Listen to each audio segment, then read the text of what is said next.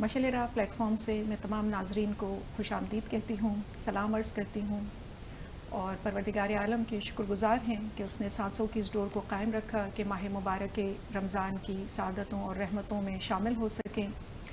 کیا ہی اچھا ہو کہ پروردگار عالم ہمیں یہ توفیق عطا فرمائے کہ ہم اس ماہ کو اسی انداز سے گزاریں جیسا کہ گزارنے کا ہمیں حکم دیا گیا ہے۔ آپ لوگ خطبہ شعبانیہ سے آشنا ہیں اور آپ جانتے ہیں کہ رسول خدا نے اس کو شہر اللہ فرمایا ہے اور کہا ہے کہ یہ ضیافت خدا کا مہینہ ہے جہاں پر اللہ ہوسٹنگ کرتا ہے اور ہم اس کے مہمان ہوتے ہیں، اور جب اس انداز کی مہمان نوازی ہو تو پھر سانس تسبیح بن جایا کرتے ہیں، سونا عبادت ہو جاتا ہے۔ پروردگار کہتا ہے کہ میں تمہارے ہر اعمال کو قبول کروں گا اور تمہاری جو بھی دعائیں ہیں ان کو مستجاب کروں گا۔ جب رسول خدا سے پوچھا گیا کہ کیا عمل ہے جو اس ماہ میں کرنا چاہیے، تو آپ نے کہا کہ نماز کی باقاعدگی ہو اور قرآن کی تلاوت ہو۔ اور جب امیر المومنین نے سوال کیا کہ بہترین عمل کیا ہے، تو آپ نے کہا کہ ورع، خود کو گناہوں سے بچانا۔ یہ مہینہ جو ہے وہ پروردگار عالم کی رحمتوں کا مہینہ ہے، اور قرآن میں سورہ بقرہ میں پروردگار عالم نے جب روزے فرض کیے تو اس کی جو ریزن ہے بتایا کہ کیوں کیے گئے ہیں، کہ یا ایھا الذین آمنوا کتب علیکم الصیام کما کتب علی الذین من قبلکم لعلکم تتقون، کہ مومنین سے جو ہے پروردگار عالم مخاطب ہے اور کہتا ہے کہ یہ روزے اس لیے فرض کیے گئے ہیں تاکہ تم متقی بنو۔ تو معلوم ہوا کہ درجات ہوتے ہیں اور یہ ماہ مبارک ہمارے درجات کو بلند کرنے کے لیے آیا ہے تاکہ ہم اس درجے کو اچیو کریں۔ جب ہم قرآن پر روشنی ڈالتے ہیں تو ہمیں پتہ چلتا ہے، جیسے اگر روزوں کا ذکر آیا ہے تو یہ نہیں بتایا گیا کہ کس مہینے میں روزے فرض ہوئے ہیں، لیکن ایک بات کلیئر بتا دی گئی ہے کہ شہر رمضان الذی انزل فیہ القرآن ھدی للناس، کہ ہم نے اس ماہ مبارک میں قرآن کو نازل کیا ہے جو کہ ہدایت ہے تمام انسانوں کے لیے۔ ناظرین، ہمارے اس پروگرام کا موضوع ہوگا قرآن جو ہے وہ کتاب حکمت ہے، ہدایت کی کتاب ہے، اور کوشش کریں گے کہ اس ماہ مبارک میں ہم اس کتاب سے جتنا خود کو قریب کر سکتے ہیں کریں۔ جو لوگ ہمارا یہ پروگرام دیکھتے ہیں، ہم ہر سال جو ہے تجوید قرآن سے اس پروگرام کی ابتدا کرتے ہیں۔ اس بار ہم نے سوچا کہ اپنے آپ کو ایک قدم اور بلند کریں اور تلاوت سے بڑھ کر ہم اب قرآن کو سمجھنے کی کوشش کرتے ہیں۔ تو یہ پروگرام جو ہے ہمارا پھر قرآن کو سمجھنے کا پروگرام ہوگا۔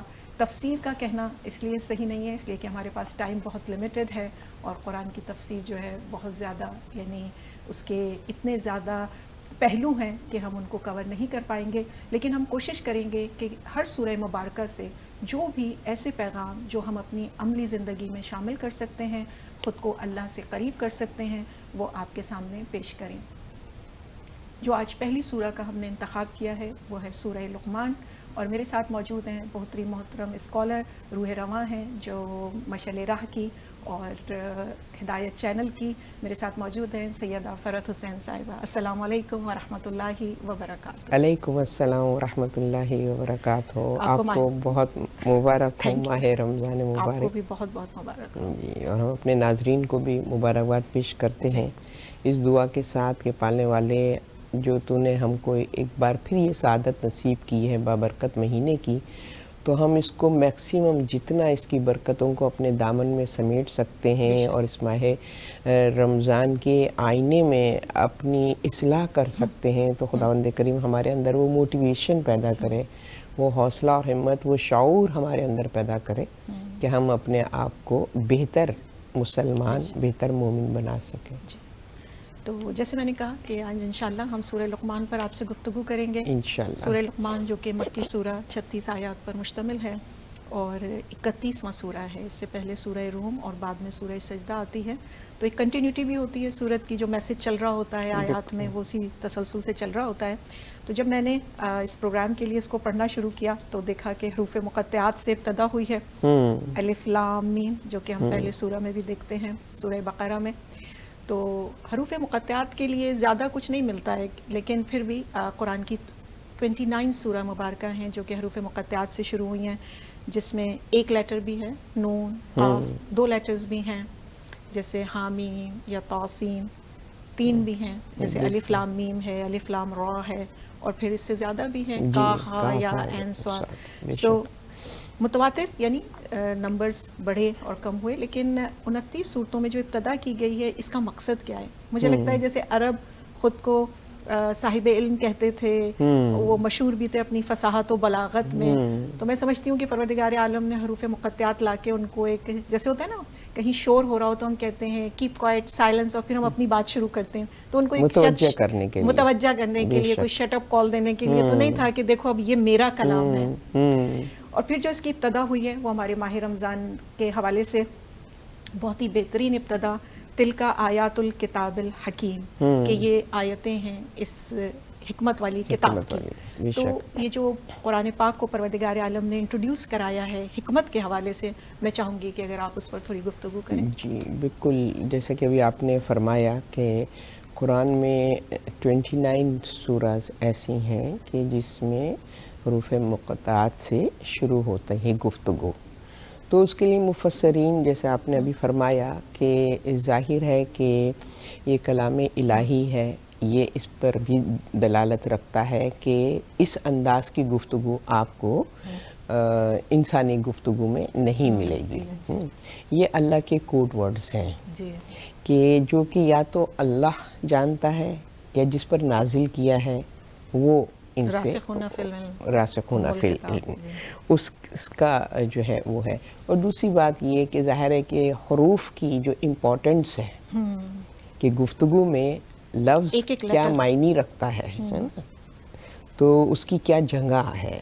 تو چونکہ ان حروف کے ذریعے سے کلام الہی سے اللہ نے ہم سے گفتگو فرمائی ہے، تو وہ ان حروف کی اہمیت کہ انہی حروف سے ہم نے اس کتاب کو، اور اگر تم دیکھو تو یہ جو کوڈ ورڈز ہیں اس میں تم کچھ نہیں سمجھ پا رہے، یہ اس کی رحمت ہے کہ اس نے ان حروف کو اس انداز سے ترتیب دیا کہ تم اب اس کو سمجھ سکو، تمہارے لیے آسانی ہو. دوسری چیز جو حروف مقطعات کی ہے کہ اس میں 24 سورے ایسے ہیں جو اس حروف مقطعات سے شروع ہوتے ہیں، جس میں فقط عظمت قرآن کے حوالے سے اللہ نے گفتگو فرمائی ہے. جیسے اس سورے کو بھی آپ دیکھ لیجئے کہ اس کے بعد اللہ فوراً اپنی کتاب کی عظمت کو، اس کی اہمیت کو بیان کر رہا ہے کہ اللہ نے اس کتاب کو جو فل آف وزڈم ہے، فل آف حکمت ہے، یعنی کہ لاجیکل گفتگو ہے، لوز ٹاک نہیں ہے، بے معنی گفتگو نہیں ہے، اس کا ایک ایک حرف جو ہے وہ با مقصد ہے اور وہ انسان کو گائیڈ کر رہا ہے. کچھ بھی باطل نہیں ہے، قصے کہانیاں نہیں ہیں جو کہ یوزلیس ہوں، جو بھی کچھ ہے وہ آپ کے لیے ٹو دا پوائنٹ گفتگو بھی ہے، حق ہے، ڈیٹیل میں بھی ہے، اور کہنا ہے کہ محکمات اور مشابہات دونوں کو اللہ سبحانہ وتعالیٰ نے موقع کے لحاظ سے اس طریقے سے شارٹ گفتگو بھی ہے، ڈائریکٹ گفتگو بھی ہے اور انڈائریکٹ بھی ہے، مثالوں کے ساتھ بھی ہے. یعنی کہ سمجھانے کی یا ٹیچنگ کے جتنے بھی فارمولیز ہیں، وہ ہیں، اسلوب ہیں، وہ سارے کے سارے ظاہر اللہ سے بہتر سب سے بڑا تو عالم و مربی تو وہی ہے، تو وہ زیادہ بہتر جانتا ہے کہ تربیت کے لیے اور علم کو منتقل کرنے کے لیے وے آف ٹیچنگ، طریقہ جو ہے وہ تعلیم کیسا ہونا چاہیے. تو وہ نیچرلی ہمیں اس کتاب میں ملتا ہے کہ ہر لیول کا انسان کوئی یہ عذر پیش نہیں کر سکتا. یہ ہماری غفلت ہو سکتی ہے، ہماری جہالت ہو سکتی ہے کہ ہم یہ کہیں کہ نہیں ہم مشکل ہے، نہیں سمجھ پاتے. ہر لیول کے انسان کے لیے اللہ سبحانہ تعالیٰ نے اس کو ایسا مطلب کہ جس کے ہے نا تلکا آیات الکتاب حکیم، کہ یہ جو کتاب ہے تو اس میں آپ یہ دیکھیں یہ حکمت سے بھری فل آف وزڈم ہے کہ اس میں کسی قسم کا کوئی ریب نہیں ہے، کوئی ڈاؤٹ نہیں ہے، کوئی کنفیوژن نہیں ہے. یہ ایک کھلی کتاب ہے کہ اگر ہم اس سے رہنمائی حاصل کریں. بات کی کہ اس میں جب بھی حروف مقطعات تو قرآن کا ذکر، یاسین والقرآن الحکیم، الف لام میم ذالک الکتاب لا ریب، میں نے کبھی ایسے سوچا نہیں تھا. تو یعنی یہ کتاب آپ کو بتاتی ہے کہ اس کے ایک ایک حرف میں ہمیں تدبر تفکر کی ضرورت ہے. تو پہلا میسج اگر ہم سورہ لقمان کے آئینے میں دیکھیں تو ہمیں یہی ملتا ہے کہ اس قرآن میں حکمت ہے اور ہمیں اس کو تدبر اور تفکر کے ساتھ پڑھنا چاہیے. پھر کہتے ہیں ہدی و رحمہ للمحسنین، کہ یہ ہدایت بھی ہے، رحمت بھی ہے محسنین کے لیے. جبکہ ہم مومنین کے لیے دیکھتے ہیں کہ سورہ نمل کی جو ابتدائی آیات ہیں اس میں ہے ہدی و بشریٰ للمومنین، اور متقین کے لیے ہم دیکھتے ہیں کہ یہ ہدایت ہے سورہ بقرہ کی ابتدائی آیات میں. تو پروردگار عالم نے یہاں پر نیکی کرنے والوں کے لیے اس کو رحمت بھی قرار دیا ہے.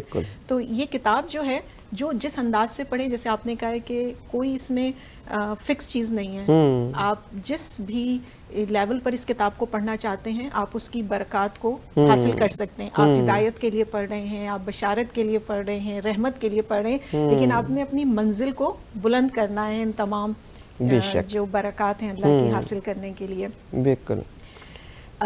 لیکن جو محسنین کے حوالے سے پھر بات کی گئی ہے کہ الذین یقیمون الصلاۃ ویؤتون الزکاۃ وہم بالآخرۃ ہم یوقنون.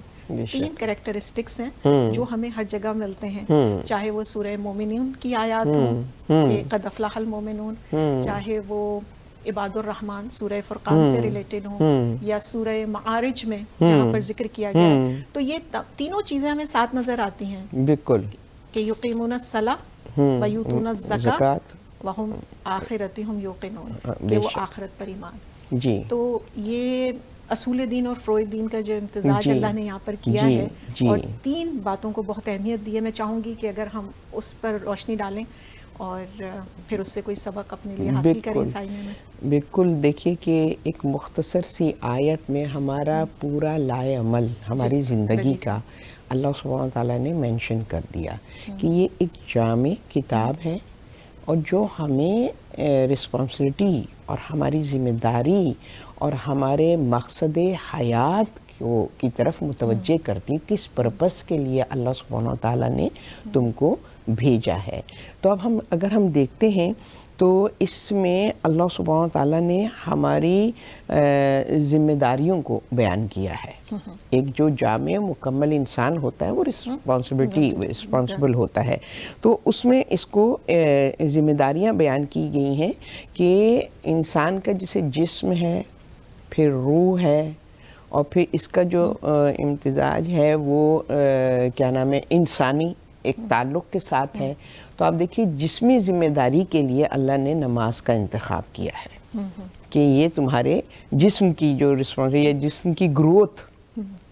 اب جسم اگر مطیع ہو اور فرما بردار بن جائے تو یہی جسم، یہی وجود جو ہے وہ اپنی ذات کے لیے بھی فائدہ مند ہے اور اس کی سراؤنڈنگ کے لیے بھی وہ فائدہ مند ہے نا. اگر جسم اپنی ذمہ داریوں کو، تو جسم کی میں پاکیزگی کہہ لیجئے، طہارت کہہ لیجئے، یا اس کی نشو و نما کہہ لیجئے، اس کے لیے اللہ نے نماز کا انتخاب کیا ہے کہ یہ جسمی ذمہ داری ہے. پھر اس کے بعد ہوتی ہے مالی ذمہ داری، کہ جب ہم زندگی بسر کر رہے ہیں تو مال کا ہماری زندگی میں بڑا عمل دخل ہے. اس کے لیے اللہ نے زکوٰۃ کہ ایک اصول اور قاعدہ قرینہ کہ مال کو آپ نے کس طریقے سے یوٹیلائز کرنا ہے، استعمال کرنا ہے. استعمال سے چیز کی ویلیو کا پتہ چلتا ہے یا اس کی بے قدری کا، کہ بھی یہ نقصان دہ ہے یا تمہارے لیے فائدہ مند ہے. تو اس کا استعمال ہمیں بتاتا ہے نا. فار ایگزامپل کہ اگر ہم میٹھا کھاتے ہیں جو ہمارے جسم کی نیڈ ہے، اگر ایکسیس ہو جائے مضر ہے وہ. تو اسی طریقے سے مال کے لیے بھی اللہ نے ایک بیلنس، ایک طریقہ، ایک قرینہ رکھا ہے گا. تو ہمارے لیے یہ ہے کہ مال کی ذمہ داری ہم نے زکوٰۃ کی صورت میں دی ہے.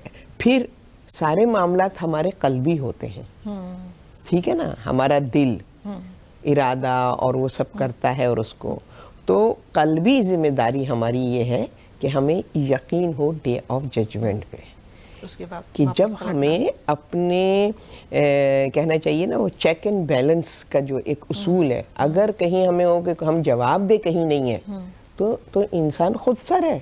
اس کو کسی کا جواب دہ نہیں ہونا ہے. وہ اپنی منمانی کرے گا, وہ چاہے کسی پہ ظلم کرے یا کچھ کرے, وہ اپنے دل کی تسکین اور اپنے دل کی خواہشات کو فلفل کرنے کے لیے وہ جائز ناجائز سب کرے گا.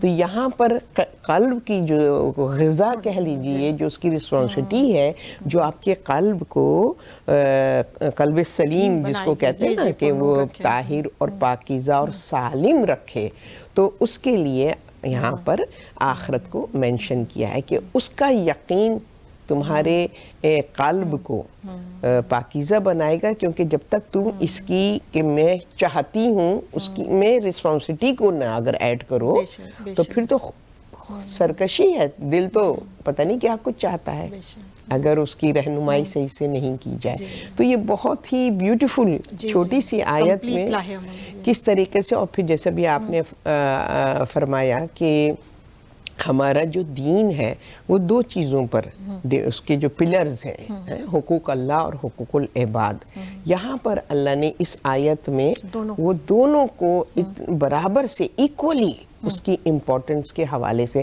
ورنہ ہمارے یہاں دیکھیے بہت زیادہ بے ترتیبی ہے, ڈس بیلنس ہمارا ہے کہ یا تو ہم صرف حقوق اللہ میں لگے ہوئے ہیں اور حقوق العباد پر ہماری کوئی توجہ نہیں ہے, یا پھر ہم حقوق العباد میں زیادہ وہ ہیں اور حقوق اللہ کو ہم جو ہیں وہ اگنور کیے ہوئے ہیں. تو یہاں پر دین ہے ہی کہ وہ بیلنس کا ہے, کہ دین و دنیا کو اصل بات تو یہی ہے کہ دین و دنیا کو ساتھ لے کر چلنا ہے. کمال تو اسی میں ہے.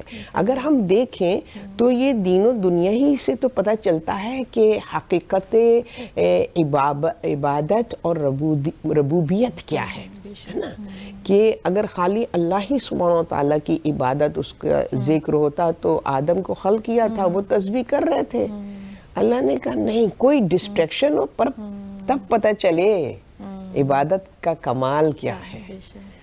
تو میں نے بھی یہ نوٹ کیا کہ اس میں یہی ہے کہ جو ماہ رمضان کا میسج بھی ہے کہ اللہ سے کنیکشن اور اس کی مخلوق سے, خالق اور مخلوق کے ساتھ ایکول آپ کا کنیکشن رہے, اور اب آپ اس کو کتنا بہترین بناتے ہیں. صحیح. تو یہ جو ہے جیسے میں نے کہا تھا نا کہ یہ درجات بلند کرنے کے لیے کہ ہم محسنین میں ہیں, متقین میں ہیں, مومنین میں ہیں, یا صرف مسلمین میں ہیں. بے شک. ورنہ تو ہے نا لا الہ الا اللہ تفلحون, کامیاب ہو گئے ہو. لیکن اللہ جو ہے وہ ہماری منزلت کو بڑھانا چاہتا ہے. بے شک. کیونکہ آگے آیت کہتی ہے اولئک علی ھدی من ربہم واولئک ھم المفلحون, کہ یہ وہی لوگ ہیں جو ہدایت یافتہ ہیں اور کامیاب ہیں, کہ جو نماز بھی قائم کیے ہوئے ہیں, زکوٰۃ بھی دے رہے ہیں, اور اللہ کے ملاقات کے دن کے لیے بھی تیاری کر رہے ہیں یا تیار ہیں, اس پر ایمان رکھتے ہیں. صحیح. جو 3 سورہ مبارکہ کا میں نے ذکر کیا تھا, اگر سورہ مومنون کو دیکھیں یا سورہ فرقان یا سورہ معارج, تو تینوں میں جو ہے وہ جب آپ ان چیزوں پر عمل کرتے ہیں تو آپ کو جو ملنے والا ریوارڈ ہے وہ کیا ہے. یہاں پہ تو کہا ہے نا قولوا لا الہ الا اللہ تفلحون, کامیاب ہو گئے. یعنی کوئی ہر جنت میں جائیں گے مسلمان, کون دوزخ سے نکال کے بھیجا جائے گا, کون پل پہ سے سرعت سے تیزی سے گزر جائے گا اور اس کو پتہ بھی نہیں ہوگا. تو ہمیں خود سوچنا ہے اس رمضان میں کہ ہم کس انداز سے جنت میں جانا چاہتے ہیں, ہم کس لیول پر جنت کی جانا چاہتے ہیں. تو اس کے لیے ہے کہ یہ میں نے قرآن کی جب یہ آیتیں دیکھی, سورہ مومنون میں جو کہا گیا وہ ہے الذین یریثون الفردوس, کہ ان کو جنت الفردوس ان کا مقام ہوگی, کہ جو بہت ہائیسٹ لیول ہے. تو یہاں پر ہمیں ملتا ہے کہ ہمارا, اگر ابتدائی آیات کو آپ دیکھیے تو تمام قاعدے اور اصول بتائے ہیں کہ مطلب کہ آپ جنت فردوس میں جانے کی کیا قواعد ہیں, کیا ریکوائرمنٹ ہے. ابتدا میں ساری وہ چیزیں بتائیں گے, ویک اس پر بات کریں گے. پھر سورہ فرقان میں کہا کہ اولئک یجزون الغرفۃ بما صبروا, کہ وہ جو ان کو ہائیسٹ اسٹیٹس ملے گا وہ ان کے صبر کی وجہ سے. اور ماہ رمضان میں روزہ ہمیں صبر سکھاتا ہے کہ ہم کھانے کو بھی پہ صبر کرتے ہیں, اپنے غصے پہ صبر کرتے ہیں, گناہوں پر, غلطیوں پر اپنے آپ کو روک کر رکھتے ہیں. تو یہ جو ہے یعنی وہ مقامات. جب سورہ معارج میں کہا تو کہا کہ اولئک فی جنات المکرمون, مکرمین یعنی بہت ہی مکرم اکرم جگہ ہے, ہائیسٹ لیول ہے. تو اب اس ہائیسٹ لیول کو ہمیں اچیو کرنا ہے. یہ جو فلاح ہے یعنی یہ ہماری ہائیسٹ ہونی چاہیے, نہ کہ ایک لوور درجے کی. اور پروردگار عالم نے یہ مہینہ دے کر ہی ہمیں بتا دیا ہے کہ وہ ہمیں کتنا ہائی دیکھنا چاہتا ہے, کہ ہمارا ایم ہائی ہوگا, گول ہائی ہوگا, تو ہم زیادہ محنت کریں گے. ان تینوں چیزوں پر، نماز کو بیوٹیفائی کرنے کی، چیریٹی میں بڑھ چڑھ کر حصہ لینے کی، اور آخرت پر جو ہمارا ایمان ہونا چاہیے. اس کے بعد آیت کہتی ہے وَمِنَ النَّاسِ مَن يَشْتَرِي لَهْوَ الْحَدِيثِ لِيُضِلَّ عَن سَبِيلِ اللَّهِ بِغَيْرِ عِلْمٍ وَيَتَّخِذَهَا هُزُوًا، کہ کچھ لوگ جو ہیں ایک ایسے قسم کا جو ہے وہ یشتری یعنی بزنس کر لیتے ہیں کہ وہ غلط باتیں، لہو الحدیث، اس سے لوگوں کو گمراہ کرتے ہیں اللہ کی سبیل سے، اور اس کے بعد جو ہے یعنی وہ غلط باتیں کر کر پھر اس کا مذاق بھی اڑاتے ہیں. اس کے لیے اللہ کہتا ہے اولئک لہم عذاب مہین. اور پھر کہا کہ جب ان کے آگے اللہ کی آیتیں، جن کا بھی ہم نے ذکر کیا نا، تلک آیات الکتاب الحکیم، حکمت کی کتابوں کو وہ کہتے ہیں مستکبرن کأن لم یسمعھا، کہ وہ کہتے ہیں کہ یا تو تکبر دکھاتے ہیں، سنتے ہی نہیں ہیں، اکڑ جاتے ہیں، بالکل کمر پہ لیتے ہیں، یا کہتے ہیں ہمارے تو کان ہی نہیں ہے. تو اللہ کہتا ہے فبشروا بعذاب علیم، ان کے لیے عذاب علیم ہے. اتنی حکمت والی آیتوں کو اگر کوئی اگنور کر رہا ہے یا غلط ان کو بیان کر رہا ہے. بے شک. اور جیسے ہمارے رمضان میں بھی یہ فقہ کا کویشچن ہے کہ اگر کوئی بھی بات آپ اپنے نبی پر یا امام پر غلط لگائیں گے تو پھر جو ہے وہ آپ کا روزہ انویلڈ ہو جائے گا. تو یہاں پر اس کی ممانعت کی گئی ہے اور ہمیں اس طرف متوجہ ہونا چاہیے. اگر آپ اس پر تھوڑی روشنی ڈالیں کہ اللہ کا عذاب عظیم ہے. بالکل بے شک. دیکھیے کہ ایک مومن یا ایک صاحب ایمان انسان کے اوپر ایک ذمہ داری ہوتی ہے، ٹھیک ہے نا. اس کی گفتگو سے، اس کے انداز زندگی سے، اس کے اخلاق سے پتہ چلتا ہے کہ یہ انسان جو ہے وہ کیا نسبت ہے اس کی. جیسے آپ دیکھتے ہیں کہ رسول خدا صلی اللہ علیہ وسلم خلق عظیم کے درجے پہ قرآن ان کو کہہ رہا ہے، ٹھیک ہے نا، کہ خلق انسان کی آبیاری کرتا ہے. وہ جو ایمان کا بیج وہ اپنے اندر بوتا ہے تو اس کی آبیاری خلق سے ہوتی ہے. اور خلق میں سب سے جو امپورٹنٹ چیز ہے جو کہ ہم سورہ لقمان میں بھی دیکھتے ہیں کہ زبان، گفتگو، آپ کا انداز بیان، آپ کی گفتگو، باڈی لینگویج، لب و لہجہ، ہر چیز کاؤنٹ کرتی ہے کہ وہ کیسی ہے. کیونکہ زبان ہی سے وہ مولا علی کیا فرماتے ہیں کہ ہر انسان کی جو پہچان ہے وہ اس کی زبان ہے، اس کی گفتگو ہے نا، اس کا اخلاق ہے. یہ جسے پتہ چلتا ہے وہ کس خاندان سے بلونگ کرتا ہے، اس کی تربیت کیسی ہے. تو لہو باتوں کا اگر آپ دیکھیے، لہو، وہ آپ کو مسلسل آپ کو قرآن میں مختلف مقامات پر ملے گا. ایسی بات کیوں کرتے ہو کہ جس بات کو تم نے بس برائے بات کی اور تم اس کو پورا نہ کر سکو، ٹھیک ہے نا. پھر بیہودہ گفتگو کے حوالے کہ آپ سورہ فرقان میں دیکھ لیجئے کہ مومن کی جو 12 صفات بیان کی گئی ہیں اس میں بھی گفتگو کو بہت اہمیت دی گئی ہے کہ آپ جو ہیں وہ لغو باتیں نہ کریں، ایسی بے مقصد باتیں کہ جس کے کوئی معنی نہیں، جس کے کوئی پازیٹیو اثرات نہیں ہیں، جو کسی کو ہارمفل ہو، جس کسی کے لیے نقصان دہ، آپ کے اپنی ذات کے لیے. جب ہم کوئی کسی کو نقصان پہنچاتے ہیں اپنی گفتگو سے تو اصل میں ڈیمیج سب سے پہلے ہم خود اپنے آپ کو کرتے ہیں، اپنے آپ کو گراتے ہیں. یہ نہیں کہ دوسرا ہمیں گرا رہا ہے، ہم اپنے آپ کو خود گراتے ہیں. تو یہاں پر یہ ہے کہ زبان بہت زیادہ امپورٹنٹ ہے کہ ہمیں کس طرح کی گفتگو کرنی چاہیے. آپ دیکھیے کہ رسول تک سے اللہ فرما رہا ہے کہ وہ ہدایت کے لیے بھیجے گئے ہیں. اس میں وہ تنبیہ بھی کر سکتے ہیں، اس میں وہ سختی بھی کر سکتے ہیں، اس میں ان کا لب و لہجہ گرم سرد سب کچھ ہو سکتا ہے، مگر نہیں کہ تمہیں رحمت دعوت دو تو احسن طریقے سے، تمہاری انداز گفتگو میں کوئی تکبر نہ ہو، تمہارے انداز گفتگو میں کوئی ٹونٹ نہ ہو، تمہارے انداز گفتگو میں کسی کے لیے ایذا رسائی کا کوئی جملہ نہ ہو. تو یہاں پر اس حوالے سے ہم لوگ اپنی ذمہ داریوں کا اصل میں یہی بات ہے. آپ نے بہت ابتدا میں اچھی بات کی کہ ہم تلاوت اور اس کے اوپر تو پھر بھی اپنا زور دے کے اپنے مخارج اور یہ سب کچھ صحیح کرنے کی کوشش کرتے ہیں، مگر اس کے معنی اور مطالب کی طرف ہم متوجہ نہیں ہوتے جو اصل مقصد ہے اپنی اصلاح کے لیے. کہ سمجھو قرآن کس طریقے سے کیا چاہتا ہے تم سے، کہ تم کیسے بنو اور تمہیں کس طریقے کی زندگی بسر کرنی چاہیے. تو اگر ہم قرآن سے اس طرح کی رہنمائی حاصل کر لیں تو ظاہر ہے کہ ہم پھر وہ مومن بنیں گے کہ جس کی زبان اور ہاتھ، کتنی حدیثیں ملتی ہیں کہ زبان سے مومن وہ ہے کہ جس کی زبان سے کسی کو کوئی نقصان نہ پہنچے. صحیح بات، بالکل. تو ایک اور میسیج ہمیں بہت خوبصورت ملا کہ ہمیں کس طرح سے جو ہے اپنی زبان کا استعمال کرنا چاہیے، اور یہ ریکوائرمنٹ بھی ہے روزے کی کہ اپنی زبانوں کو ہم کنٹرول رکھیں.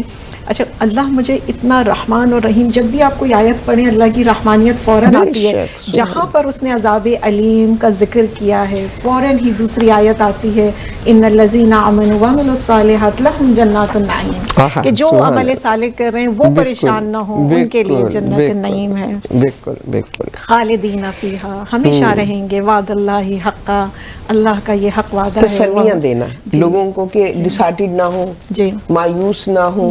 لہٰذا وہ تنبیہ کرتا ہے، رہنمائی کرتا ہے. اب اکثر ایسے ہوتا ہے نا، آپ دیکھیے کہ عام زندگی میں بھی اگر ہم اپنے بچوں کو جیسے اگر پڑھا رہے ہیں اور ہم ان کو اگر فوراً ہی ڈسکریج کر دیں، تم تو فیل ہو جاؤ گے، تم تو یہ، وہ بچہ تو وہیں پر سوئچ آف ہو جاتا ہے. وہ اپنے کہتا ہے کہ بس پھر مجھے محنت کرنے کی ضرورت نہیں ہے، میں نہیں کر سکتا. مگر وہی والی بات ہے، اب یہاں دیکھیے کہ یہاں اس کو پیمپرڈ کیا جا رہا ہے نا، کہ وہ ریوارڈز، انکریجمنٹ کہ دیکھو تم اگر یہ محنت ذرا سی کر لو گے پھر تم دیکھو اس کا ریوارڈ کیا ہے. تو یہ تربیت ہمیں سکھائی جا رہی ہے کہ ہم اپنی اولاد کی تربیت میں یا اپنی ذات کی تربیت میں ہم اپنے آپ سے بہت جلدی مایوس ہو جائیں، سوری میں تو یہ نہیں کر سکتی، بڑا مشکل ہے.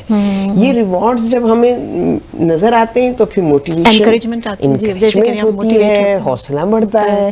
پھر انسان کہتا ہے نہیں تھوڑا ہارڈ شپ ہے، بٹ یہ کہ ہمارا انجام، ہمارا رزلٹ بہت بہترین ہے. بہت خوب. جی، تو ہمیں بھی یا روزمرہ زندگی میں ایسے ہمارے سامنے چیلنجز آتے ہیں جہاں پر ہمیں اس پر متوجہ رہنا چاہیے کہ اللہ کی طرف سے ریوارڈ بہت اچھا ہے. پھر پروردگار عالم نے یہاں پر اپنی خلقت کا ذکر کیا ہے کہ اس نے کیا کیا چیزیں جو ہیں وہ بنائی ہیں اور کس انداز سے بنائی ہیں. یعنی یہ بھی اس میں ایک حکمت ہوگی کہ پروردگار عالم کی جب تک ہم ان چیزوں کو نہیں دیکھیں گے تو ہم اس کی بڑائی، اس کی عظمت، اس کی ان چیزوں کو نہیں سمجھ پائیں گے، اس کی قدرت. جی. اور اس میں جو اس نے ذکر کیا ہے وہ اپنے آسمان کا، اور کہ کس طرح کا آسمان ہے، کوئی ستون نہیں، کوئی عیب نہیں، کوئی سوراخ نہیں، کوئی رسیاں نہیں اس کو تھامے ہوئے. پھر پہاڑ کو کہتا ہے کہ ہم نے جما دیا ہے تاکہ زمین آپ کی ہلے نہیں. پھر جاندار پھیلا دیے. پھیلانے کا مقصد یہی ہے کہ ان کی جس طرح انسانوں کی نسل ہے اس طرح جاندار جو بھی دوسرے جاندار ہیں ان کی بھی نسلیں اسی طرح بڑھ رہی ہیں. پھر قسم قسم کی چیزیں اگائیں. تو اللہ تعالیٰ جو ہے ہمیں ہر طرح سے جو ہے وہ آگاہ کر رہا ہے کہ ہم گمراہی سے نکلیں اور سوچیں کہ یہ تمام چیزیں ہمارے لیے ہیں، ان کا استعمال ہمیں کیسے کرنا چاہیے. امانت ہے کسی کی، اس نے ہمیں امین بنا کر اس دنیا میں بھیجا ہے، تو ہر چیز کے حوالے سے. تو اس کے بعد جو ہے اب ہم نے حضرت لقمان کی طرف آتے ہیں کہ بہت ہی، اس لیے کہ بہت زیادہ کویشچنز بھی بعض دفعہ پیرنٹنگ کے حوالے سے آتے ہیں کہ کوئی ایڈوائز یا گائیڈ لائنز دیں. قرآن میں بے انتہا گائیڈ لائنز خود موجود ہیں، اور سب سے زیادہ جو ایکنالج کی جاتی ہے وہ حضرت لقمان کی نصیحت ہے اپنی اولاد کے لیے. تو ہم اس حوالے سے کہ انہوں نے جو اپنے بیٹے سے بات کی ہے بات کریں گے. تو حضرت لقمان کو کہتے ہیں کہ یہ جیسے نارتھ افریقہ کے عراق یا سوڈان سے شاید ریلیٹڈ تھے، اور یہ کسی کے غلام تھے. کچھ لوگ ان کو نبی کہتے ہیں، لیکن قرآن نے ان کو صاحب حکمت کہا ہے کہ یہ حکیم وائز مین تھے، اور ان کا اللہ سے رشتہ بہت زیادہ اسٹرانگ تھا. تو اس لیے کہ جب ان کے لیے کہا گیا کہ یہ حکیم ہیں تو اس کی 2-3 جو قصے ملتے ہیں اس میں یہ ملتا ہے کہ ان کے مالک نے ایک دفعہ ان سے کہا کہ تم شیپ کو سلاٹر کرو اور جو سب سے بہترین اس کی چیز ہے وہ لے کر آؤ پکا کر. تو یہ اس کا دل اور زبان پکا کر لے کر آتے ہیں. تو پھر وہ کہتا ہے کہ اچھا آپ کل جاؤ. وہ بہت حیران ہوتا ہے کہ لذیذ گوشت تو دوسرے ایریاز کے ہوتے ہیں. تو وہ کہتا ہے کہ اچھا اب سب سے جو بدترین ایریا ہے وہ لے کر آؤ. وہ پھر دل اور زبان کو جو ہے پکا کر لے کر آتے ہیں بنا کر. تو جب اس نے پوچھا تو انہوں نے کہا کہ اگر دل اور زبان یہ وہ چیزیں ہیں کہ اگر یہ اللہ کے خاشع ہوں تو سب سے بہترین ہیں، اور اگر نہ کریں اللہ کی تابعداری تو پھر یہ سب سے بدترین انسان کو بالکل نیچے درجے پہ اسفل سافلین تک لے جاتی ہیں یہ چیزیں. تو اس وقت ان کو اندازہ ہوا کہ یہ صاحب حکمت ہیں کہ کس طرح سے جو ہے یہ گفتگو فرماتے ہیں. تو کہتے ہیں کہ یہ حضرت ابراہیم کے بھائی ان کے پوتے تھے اور حضرت ایوب کے بھانجے اور حضرت داؤد اور حضرت یونس کے دور میں انہوں نے اپنی زندگی گزاری ہے. تو ایک دفعہ حضرت داؤد سے جب ان کی ملاقات ہوتی ہے تو حضرت داؤد کہتے ہیں آپ بہت خاموش رہتے ہیں. تو انہوں نے بھی اس کا بہت خوبصورت جواب دیا تھا کہ اگر میں بولوں تو صرف اللہ کے لیے بولتا ہوں اور اگر میں خاموش ہوں تو اسی کے لیے سوچ رہا ہوتا ہوں. تفکر تدبر جی.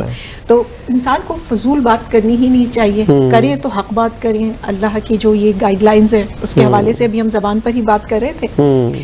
تو حضرت لقمان کو کہا کہ پروردگار نے قرآن کی آیت کہ لقد آتینا لقمان الحکمت کہ ہم نے ان کو حکمت عطا کی. پہلے پروردگار عالم نے قرآن کو حکمت کہا, اب کہا کہ ان کو ہم نے صاحب حکمت بنایا ہے. کیوں؟ انشکر للہ, اللہ کا شکر ادا کریں. حکمت کا ہونا, وائز انسان وہی ہے جو ان نعمتوں کو سمجھتا ہے, ویلیو کرے, ایکنالج کرے ان نعمتوں کو اور پھر شکر کرے. پھر اللہ کہتا ہے بل الظالمون ومن یشکر فانما یشکر لنفسہ کہ اگر تم شکر ادا کرو گے تو اپنے ہی نفس کا فائدہ کرو گے, اس میں اللہ کا کوئی فائدہ نہیں ہوئے گا. گروتھ ہے نفس کی. ومن کفر فإن اللہ غنی حمید, اور اگر تم کفران نعمت کرو گے تو پھر اللہ کے اوپر تو اس کا کچھ نہیں ہونے والا, وہ تو غنی ہے, بے نیاز ہے, حمید ہے.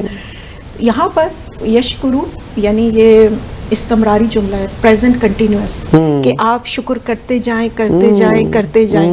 لیکن کفرہ جو ہے ماضی کا جملہ ہے. ایک بھی کفران نعمت جو ہے نا ماضی میں بھی اگر کیا ہے تو اس کی تباہی جو ہے وہ زیادہ ہے. لَإِن شَكَرْتُمْ لَأَزِيدَنَّكُمْ, شکر کرو گے تو بڑھا دوں گا. وَلَإِن كَفَرْتُمْ إِنَّكَ لَعَذَابِ عَظِيمٌ, کہ اللہ کا عذاب بہت بڑا ہے. تو اللہ کو کفران نعمت پسند نہیں ہے, شکران نعمت. اور حضرت لقمان کے حوالے سے اگر آپ بات کریں شکر کے. جی میں سمجھتی ہوں کہ حقیقتاً یہ سورہ یہ ہمیں اتنے دروس دیتا ہے, یعنی ہمیں ہماری طریقہ زندگی میں بہترین گائیڈ لائن ہے. آپ نے جو شروع کی آیات جتنی بھی پڑھیں, اگر ہم اس کو حضرت لقمان کی پرسنالٹی اور شخصیت کو جو اللہ یہاں پہ بیان کر رہا ہے, آپ دیکھیے کہ ابتدا میں جو قرآن کی علم کو کس طریقے سے درک کرنا چاہیے اس کی ایک زندہ مثال حضرت لقمان ہے, کہ جنہوں نے ان تمام آیات پر غور و فکر کیا کہ یہ حکمت کی کتاب ہے, اس کتاب کے نازل کرنے کا مقصد ہدایت ہے, گائیڈ لائن ہے, اور وہ جو اللہ نے ہمیں اس دنیا میں بھیجا ہے, یہ جو حیات ظاہری ہے اس کو ہم نے کس طریقے سے گزارنا ہے, اس میں ہماری وہ ذمہ داری, جسم کی ذمہ داری, ہماری مال کی ذمہ داری اور ہمارے قلب کی ذمہ داری. تو وہ آپ دیکھیے کہ ایسا لگتا ہے کہ اس سورہ کی ابتدا میں حضرت لقمان کی فہم, ان کی جو قرآن کو سمجھنے کا جو طریقہ کار ہے اس کو مجھے لگتا ہے جیسے کہ ڈسکرائب کیا گیا ہے کہ انہوں نے اس حکمت کو جانا سمجھا تو وہ حکیم لقمان بن گئے. یعنی کہ قرآن آپ کو حکیم بناتا ہے, حکمت. اور حکمت میں پھر وہی والی بات ہے کہ جہاں پر فکر زیادہ ہے اور گفتگو کم ہے. نہیں کہتے ہیں نا, معصومین فرماتے ہیں کہ جتنا تمہارا علم بڑھے گا اتنی تمہاری گفتگو کم ہوتی چلی جائے گی, کیونکہ جب علم بڑھتا ہے تو فکر, افکار, غور و فکر میں زبان نہیں چلتی ہے, وہاں دماغ چلتا ہے. سوچ میں آپ جاتے ہیں تو آپ کیا کہاں کے سمندر کے علم کے جو ہے ہوتے ہم لگاتے ہیں. تو وہاں پہ یہ ہوتا ہے کہ اس اسٹیج میں ہم لوگ تو یپ ہے نا, کہ ہمارے تو غور و فکر کی ابھی منزل آئی نہیں ہے کہ ہم جو ہے وہ گفتگو بس کرتے رہتے ہیں, خالی برتن کھڑکتے ہیں اور سمندر خاموش. تو وہ ان کا وہ دکھایا ہے کہ ان کا غور و فکر اس لیول پر ہے. اور جب انسان غور و فکر کرتا ہے، پھر آپ نے بھی فرمایا کہ اللہ نے اپنی خلقت تخلیق کے بارے میں گفتگو کی ہے، آسمان کا بتایا ہے کہ بغیر ستونوں کے اللہ نے، تو جب انسان غور و فکر کرتا ہے تو کہتا ہے سبحان اللہ.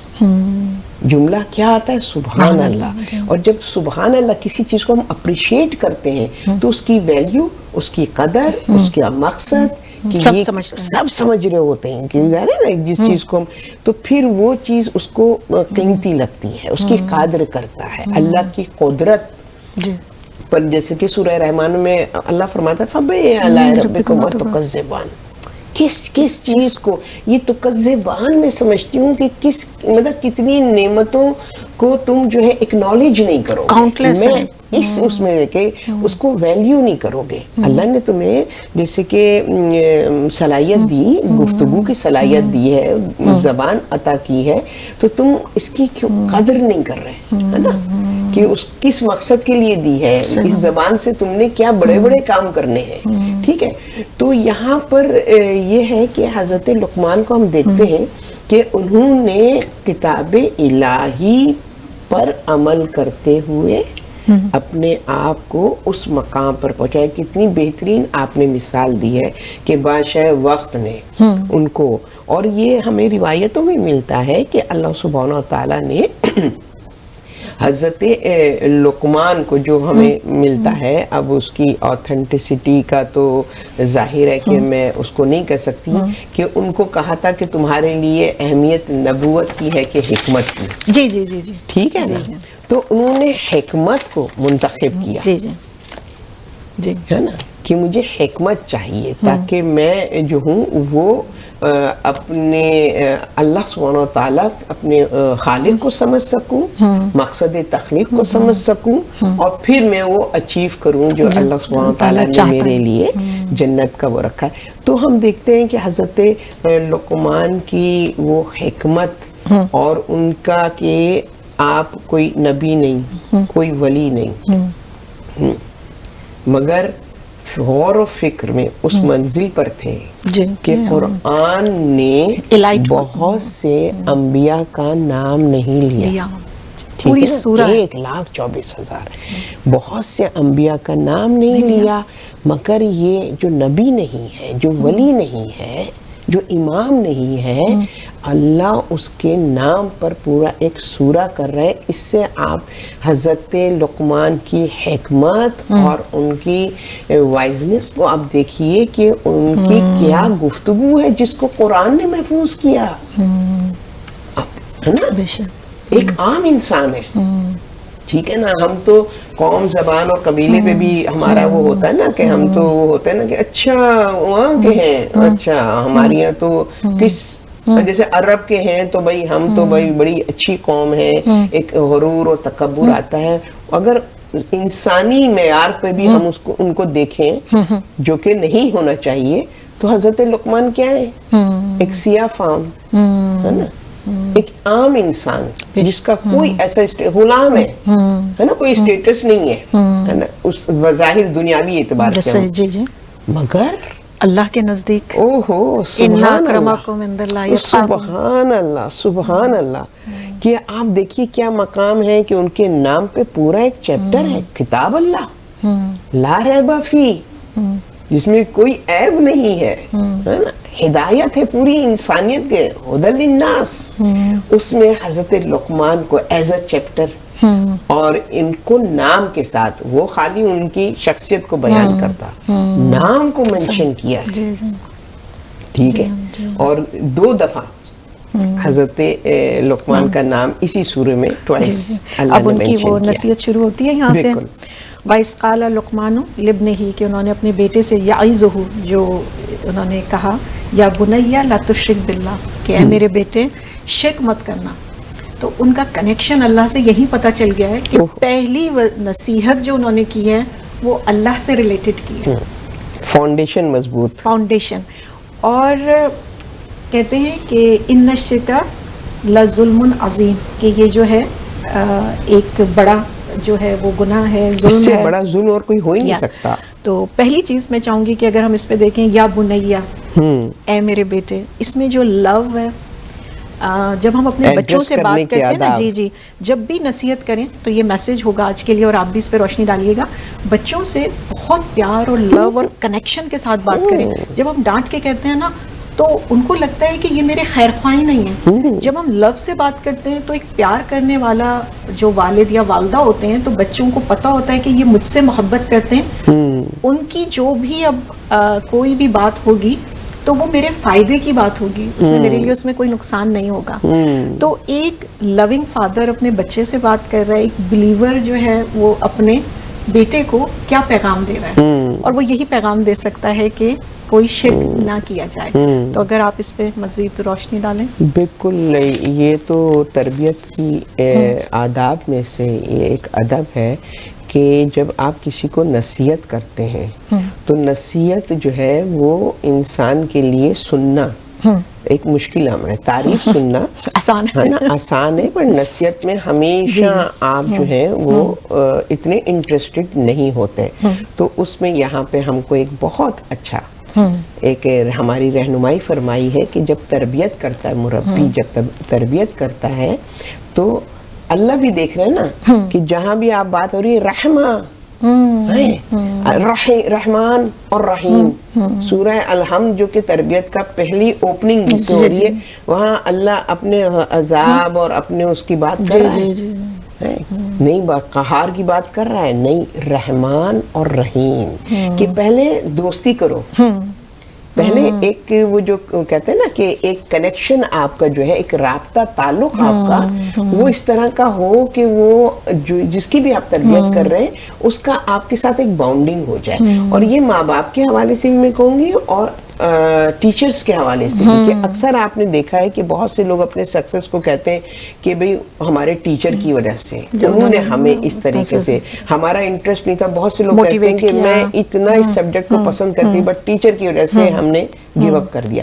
تو ٹیچرز کو بھی اسپیشلی جب اسلامک اسٹڈیز کی بات ہوتی ہے، میں مدرسے کی ٹیچرز کو بھی کہوں گی، کیونکہ ہم دیکھتے ہیں اپنے گرینڈ چلڈرن میں کہ وہ موڈ آف کر کے آتے ہیں اور وہ پٹ آف ہو جاتے ہیں، نو آئی کانٹ لرن دس، ہمیں یہ نہیں ہے. اب جسے رمضان کی دعاؤں کا میرے پوتے صاحب جو ہیں وہ پریکٹس کر رہے ہیں تو وہ اپسیٹ ہو گئے کہ میں نہیں کر سکتا، میں نہیں کروں گا. اور کیونکہ ٹیچرز کے رویے اور بیہیویئر بہت کاؤنٹ کرتا ہے کہ آپ بچے میں انٹرسٹ آپ نے ڈیولپ کرنا ہے، بھائی آپ میں وہ پیشنس ہونا چاہیے، ورنہ آپ یہ جاب ہی نہ کرو.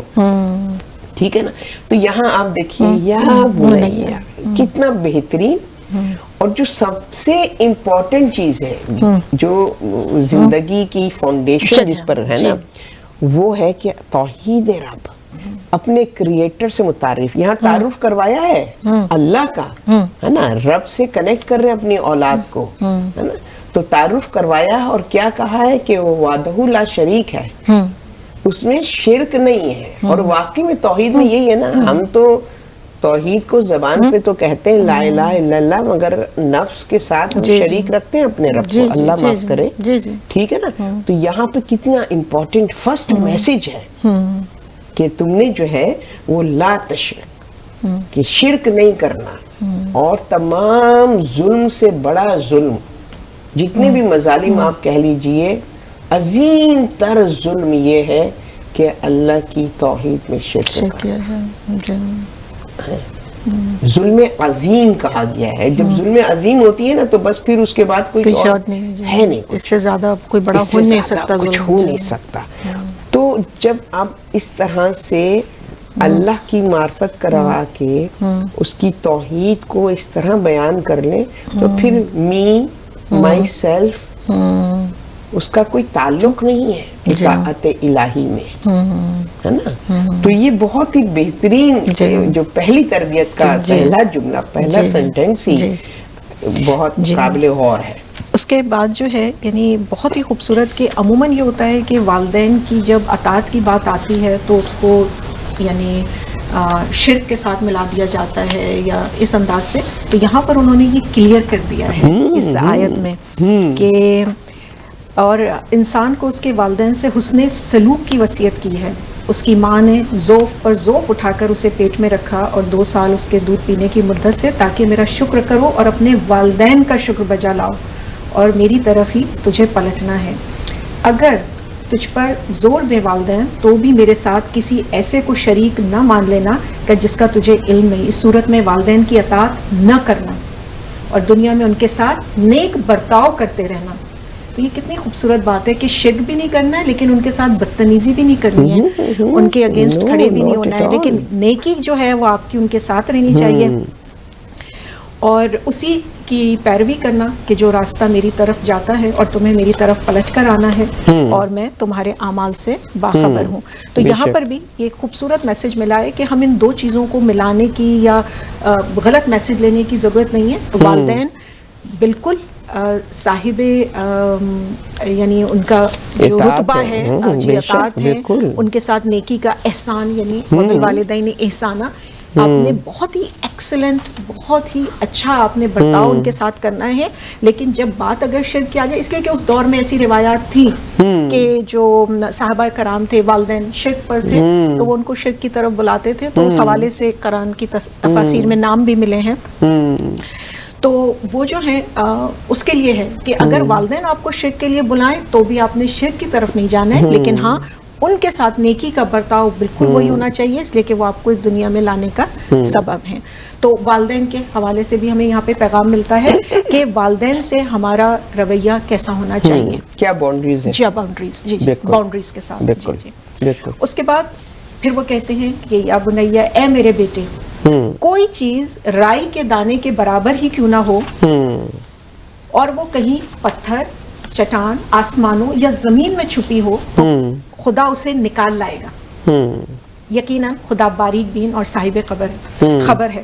یہ مجھے اتنا خوبصورت لگا کہ رائی کا دانہ جب وہ اپنے بچے کو بتا رہے ہیں, جیسے ہم اپنے بچوں سے کہتے ہیں اچھا میں جا رہی ہوں اور یہ نہیں کرنا وہ نہیں کرنا, تمہیں خدا دیکھ رہا ہے. بچوں کو یہ بات سمجھ میں نہیں آئے گی, لیکن جب آپ نے اس انداز سے یہ بچے کو نصیحت کی ہے کہ آپ فرماتے ہیں کہ ایک رائی کا دانہ پتھر کے اندر ہو, آسمانوں میں ہو یا زمین کی تہ میں, تمہارا خدا یاتی بہا کہ وہ لائے گا. یاتی لفظ استعمال ہوتا ہے آسانی سے, جا ہوتا ہے مشکل سے کسی چیز کو حاصل کرنا, یاتی فوراً لے آئے گا. انہوں نے جنت اور دوزخ کی بات نہیں کی, اس لیے کہ بچے نے جنت اور دوزخ دیکھی نہیں ہے. ہم روزانہ آسمان دیکھتے ہیں, زمین دیکھتے ہیں, پتھر دیکھتے ہیں, ٹھیک ہے. اس میں رائی کا دانہ, پتھر کو توڑیں تو پتہ تھوڑی ہے کہ اس میں رائی کا دانہ ہوگا, ادھر سے توڑیں ادھر سے توڑیں, ہزاروں کرنے پڑیں گے تو وہ رائی کا دانہ نکلے گا. پھر آسمان کتنا بڑا اور وسیع, جس کی پہلے اللہ نے تعریف بتا دی ہے, اس کے بھی کئی پردے ہیں آسمان کے, وہاں پہ رائی کا دانہ ڈھونڈنا. پھر زمین کی تہیں, بچہ جانتا ہے کہ زمین کو کھودو تو پانی نکل آتا ہے, وہاں سے اللہ رائی کا دانہ نکالے گا. تو پھر اللہ کو انہوں نے لطیف کہا ہے, سبحان اللہ, کہ تمہارا اللہ وہ اللہ ہے. تو جب ہم اللہ کو لطیف اور خبیر, جاننے والا, کہ جب ہم اللہ کو اپنے بچوں سے اس انداز سے متعارف کرائیں گے کہ وہ اللہ ہر چیز جانتا ہے, تو اب میں اگر بچوں سے ہی کہہ کر جاؤں کہ میں جا رہی ہوں, یہ کرنا یہ نہیں کرنا, وہ فالو کریں کیونکہ اللہ دیکھ رہا ہے. ہم عموماً کہتے ہیں نا کہ یہ کرو, لوگ دیکھ رہے ہیں, سلام کرو, لوگ کیا کہیں گے. نہیں, یہ کنیکشن ہمیں اللہ سے بنانا ہے ان کا نا, کہ یہ اللہ نے کہا ہے, اللہ دیکھ رہا ہے, ہمیں اللہ کو پلیز کرنا ہے. بے شک. اور اب اس میں دیکھیے اس آیت میں جو ہمیں ایک میسیج اور ملتا ہے کہ جب ہم تربیت کرتے ہیں اپنی اولاد کی تو ہم اس کے اندر خوف الہی پیدا کرتے ہیں. جی, ہے نا. اگر ہاں اللہ, اب یہاں پہ اللہ مختلف طریقے سے تربیت کے حوالے سے وہ اب یہاں پر اپنے آپ کو لطیف کہہ رہا ہے کہ لطیف کے معنی کیا ہیں. لطیف کے معنی نرم خو ہے, جو بہت کائنڈ ہے, جو ٹورڈز یو بہت زیادہ کنسرن اور بہت زیادہ تمہاری فکر مند ہے نا, کہ جو تمہارے لیے فکر مند ہے, جو تمہیں نقصان اور خسارے سے بچانا چاہتا ہے, تمہارا نقصان نہیں چاہتا. تو یہاں پہ آپ یہ دیکھیے کہ ایک تو اس بات کو مینشن کیا گیا ہے کہ انسان سے انسان چیزوں کو ہائیڈ کر سکتا ہے. ہاں, یہ نیکی کا یا برائی کا کچھ رائی کے برابر, یعنی اگر آپ نے کسی کے ساتھ نیکی کی ہے آپ کو بدلہ ملے, کسی نے آپ کے ساتھ رائی برابر بھی اگر برائی کی ہے نا تو اللہ کاؤنٹ کرے گا. اللہ کے اس میں تو رجسٹر رجسٹر ہو گئی ہے نا.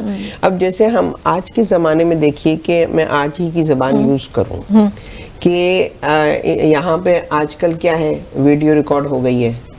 اب تم جو ہے وہ ہو گیا, اب تم نے اس کی ماننی ہے. جی, بلیک میلنگ ہو رہی ہے. اب آج کے زمانے میں آپ کی سنا موبائل پہ جو سننے میں آتا ہے, جو کچھ بھی ہے آپ نے جو گفتگو کی ہے وہ ساری موجود ہے.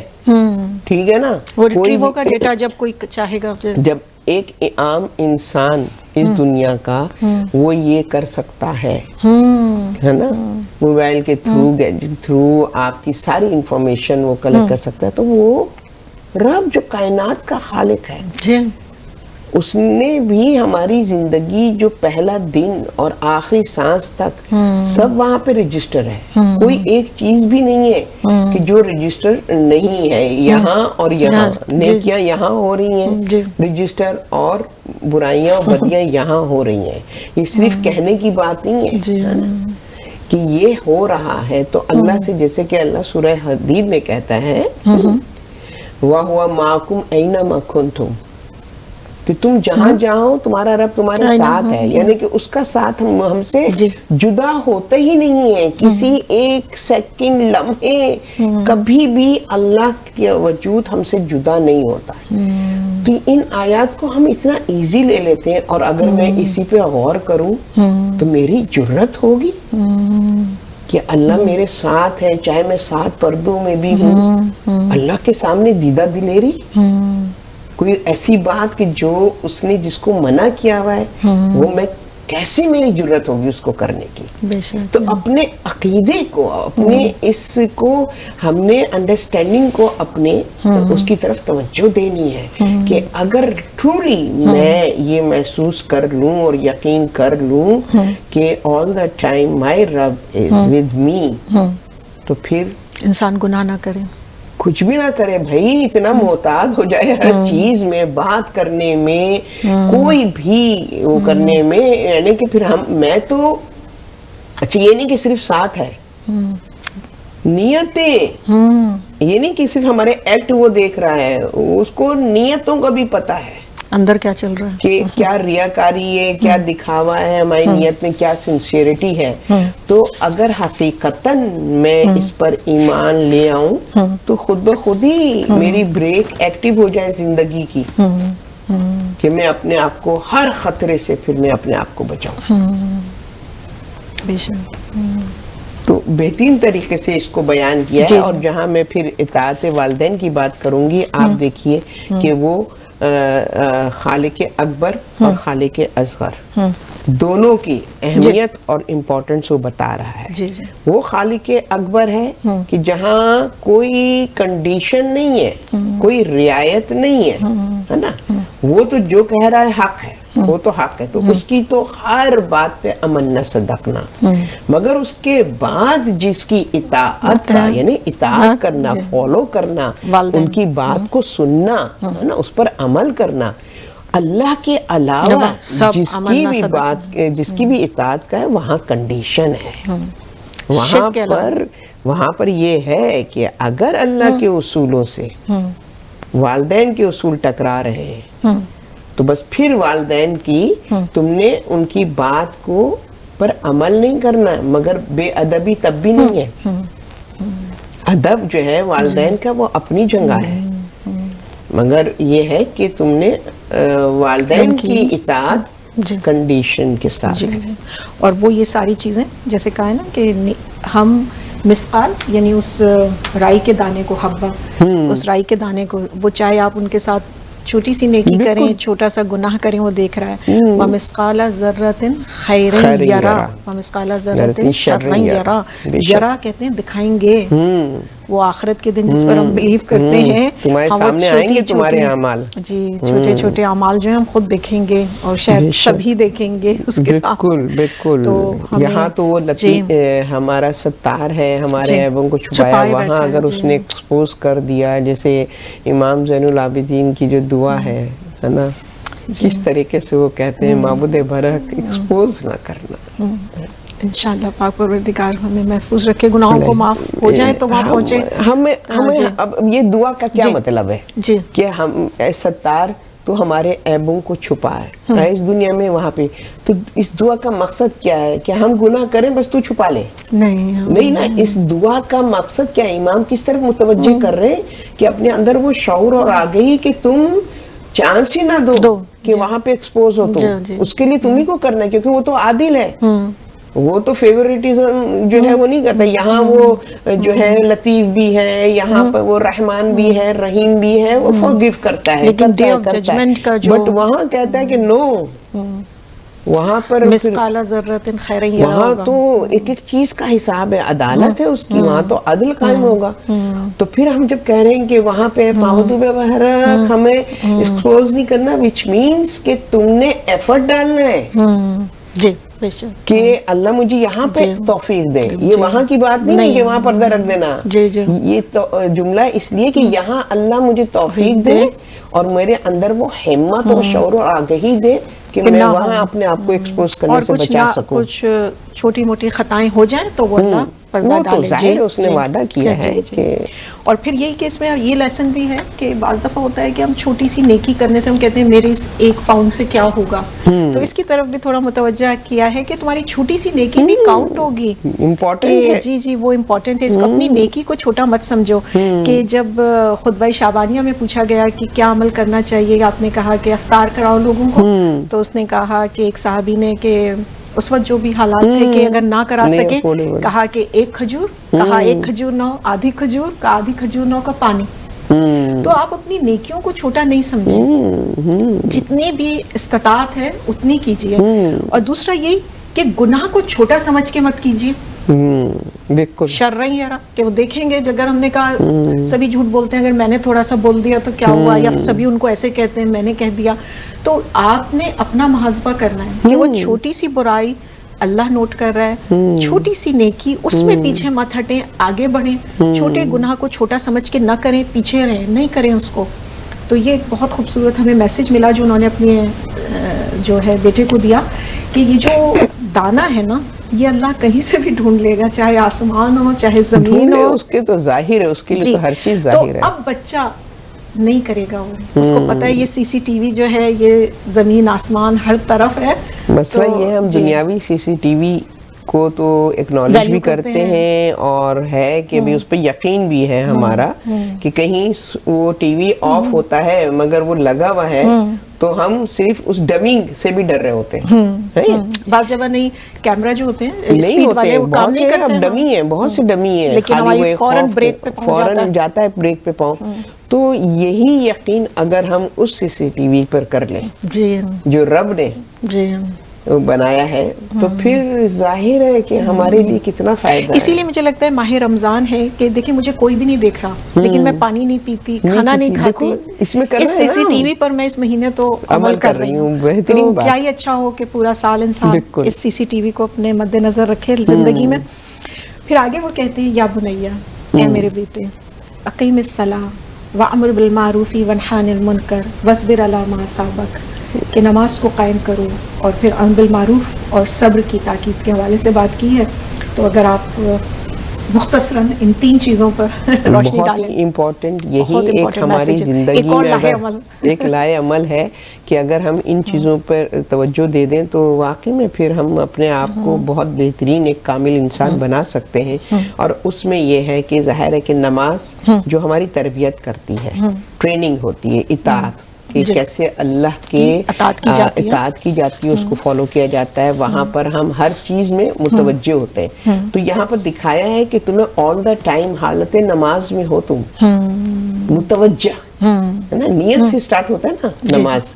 तो वहाँ पे आप ये देखिए कि यहाँ पे नमाज हमारे गुड प्रैक्टिस है, एवरी डे 5 टाइम्स हम जो है वो रिमाइंडर है, और हमें वो जो कहते हैं ना कि हम ट्रैक से उतर जाते हैं वो वापस ट्रैक पे लेकर आती है। फिर अमर बिल मारूफ और नहीं अनिल मुनकर, हम इस पे तो बहुत होते हैं कि टोका टाकी दूसरों को तो कर रहे हैं, ओके, शऊर है अमर बिल मारूफ और नहीं अनिल मुनकर कि अगर हमें दूसरे की बुराई नजर आ रही है तो वो बुराई हमें नहीं होनी चाहिए ना। तो तवज्जो इधर, अमर बिल मारूफ इधर फर्स्ट, کہ میرے اندر وہ شعور تو ہو, وہ آگہی تو ہو, میں اپنی ذات کے لیے بھی تو ہاں امر اور معروف کو نہیں کو میں سمجھتی ہوں, مگر اپنی ذات کے لیے تو ہم نیگلیکٹ کرتے ہیں, نہ امر کو جانتے ہیں, نہ نہیں کا ہمارا وہ ہے, مگر ہم دوسروں کے لیے جو ہے وہ امر بالمعروف, قرآن کی آیت ہے بھائی, میرا تو فرض تھا ان کو کہنا, میرا بھائی اپنے لیے پہلے کرو نا, پھر اس کے بعد. تو یہاں پر نماز بھی اپنے لیے ہے نا جی. نماز کو قائم کرنے کا کیا مطلب ہے؟ قیام نماز کا مطلب یہ ہے کہ نماز جو تمہارے اندر شعور اور آگہی پیدا کرتی ہے, تمہاری تربیت سازی کرتی ہے, تمہیں اطاعت کی پریکٹس کرواتی ہے, تو بس اس کو قائم رکھو. عقیم قائم رکھنا پڑھنے کی بات نہیں ہے نا, یہاں پر قائم رکھنے کی بات ہے کہ اس فیلنگز کو, اس کے ایسنس کو آپ نے کنٹینیو کرنا ہے. اب مسئلے سے آپ ہٹ گئی ہیں, نماز تو قائم رہنی ہے مسلسل, ادر تھنگز میں ہم مصروف ہو گئی ہیں, مگر نماز آپ کی قائم ہونی چاہیے. تو عقیم کی یہاں پہ بات کی گئی ہے. پھر امر بالمعروف میں اگین وہی بات ہے کہ ہمیں امر کا, معروف کا ہمیں پتہ ہونا چاہیے کہ کیا چیز, کیا امر جو ہے وہ معروف ہے, اس کا کنیکشن آپ کا پہلے قرآن سے ہو, قرآن علم ہو آپ کے پاس ان چیزوں کا, رائٹ رانگ کا پتہ ہو, فرائض اور حقوق کا پتہ ہو, بالکل وہ آپ کو پتہ ہو. پھر اس کے بعد ظاہر ہے کہ اس کی کیا ہے, اطاعت کی, نماز کو قائم رکھنے کی, امر بالمعروف اور نہی عن المنکر کی کیا ہے, صبر ہے بھائی, پیشنس جب تک تم میں نہیں ہے تو پاسبل ہی نہیں ہے. ابھی آپ نے اساتذہ کے حوالے سے بھی یہی بات کی, یہ بہت ہی کی ہے جی, پاسبل ہی نہیں ہے. پیشنس کے بغیر تو نماز ہی نہیں پڑھ سکتے ہم, فجر پہ نہیں اٹھ سکتے, ہاں فجر پہ نہیں اٹھ سکتے. حالت نماز میں بھی وہ صبر کہ بھئی ہم نے تو فالو کرنا ہے سیکوینس کے ساتھ, آرڈر کے ساتھ, ترتیب کے ساتھ. تو یہاں پر وہ صبر کو وہ کیا گیا ہے کہ صبر تو تمہاری پاور ہے جو تمہیں, تمہارے اندر ان کوالٹیز کو تمہارے جو ہے وہ کرتی ہے. تو یہاں پر صبر کو کیا ہے کہ یہ صبر کیا ہے, اور پھر صبر کا بتایا بھی کیا ہے. صبر عزم الامور ہے نا, بڑی ہمت کے کام ہے صبر کرنا. سب سے بہادر کیا, رسول خدا صلی اللہ علیہ وسلم نے یا مولا علی سے کسی نے کہا کہ بھئی جنگ کا جو وہ ہو, فاتح ہو, وہ زیادہ بہادر ہے, کون بہادر ہے؟ تو انہوں نے کہا جو صاحب صبر, جس کے اندر صبر کی طاقت ہے, وہ سب سے زیادہ بہادر ہے. لوگوں کو جنگ میں فتوحات حاصل کر لینا, وہ بہادری کو اگر ہم کمپیئر کریں تو سب صابر انسان زیادہ بہادر ہے. سورہ بقرہ کی جو آخری آیات ہیں اس میں بھی طالوت اور جالوت کا جو واقعہ ہے اس میں بھی صبر کو کامیابی ملی ہے, صبر کو کامیابی ملتی ہے. بے شک بے شک, اس میں کوئی ڈاؤٹ نہیں ہے. تو جی انہوں نے جو یہ میسیجز دیے, سب سے پہلے توحید کا میسیج دیا, والدین کے حوالے سے انہوں نے ذکر کیا. اس کے بعد انہوں نے اعمال کی بات کی کہ کوئی چیز مخفی نہیں ہے تمہارے خدا سے, جو بھی تم عمل کرو گے وہ دیکھ رہا ہے, آسمان, زمین اور پتھر اور یہ.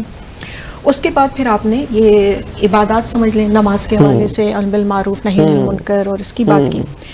اب جو باڈی لینگویج جو بھی ہم نے پہلے بات کی تھی, زبان, آپ کا رویہ, آپ کا اخلاق, جو چوتھا میسج آ رہا ہے وہ بہت ہی خوبصورت, کہ آپ کہتے ہیں کہ اور لوگوں کے لیے اپنا چہرہ مت پھلاؤ اور زمین پر اکڑ کر مت چلو, یقیناً اللہ کسی خود پسند اور فخر کرنے والے کو پسند نہیں کرتا.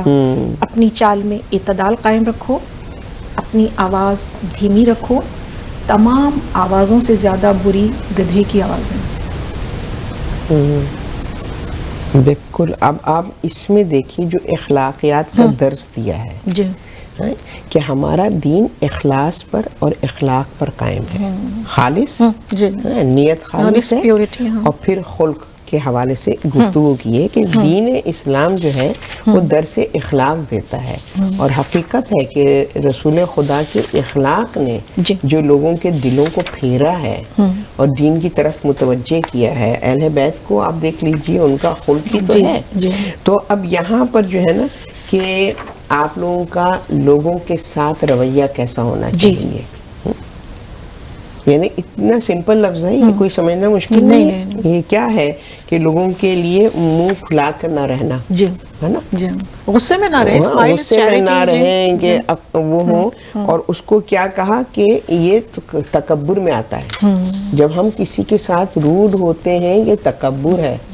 اور تکبر تو آپ کو پتا ہے کہ پہلی پنشمنٹ ہی تکبر پہ ملی ہے، اور پھر ایسی ملی ہے کہ نامعلوم مدت تک اپنے اس سے بارگاہ سے مردود قرار دے دیا ہے. کتنی بڑی پنشمنٹ ہے، ٹھیک ہے نا. تو یہاں پر یہی ہے کہ اگر آپ کا اخلاق، جیسچر، اب یہ منہ پھلانا کیا ہے، یہ ایک جیسچر ہے، یہ زبان تو نہیں ہے نا، یہ جیسچر ہے، ایکسپریشن ہے. آپ کی باڈی لینگویج بھی.